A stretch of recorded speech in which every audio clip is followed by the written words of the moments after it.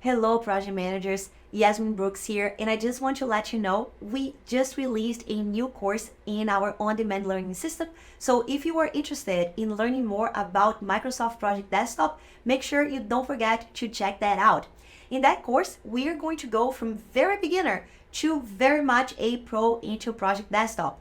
We are going to cover all the features in Project Desktop, such as creating tasks, adding summary tasks, project summary tasks, task relationships, and how you can assign resources, all the different types of resources, how you can track cost, how you can monitor and control your project, how you can send status report, use the built-in reports into Project Desktop, but also how you can connect Project Desktop to Power BI. For those of you who are Power BI users, and if you have already tried to use a project connector into Power BI, you will see that this is not available. So if you want to know more about how you can create that connection, make sure you check that course as well. We're going to briefly cover Project Online, and we're also going to talk about master project resource pools and much more. So I hope you're excited to learn more about this amazing tool, and I hope to see you there soon. So see you later.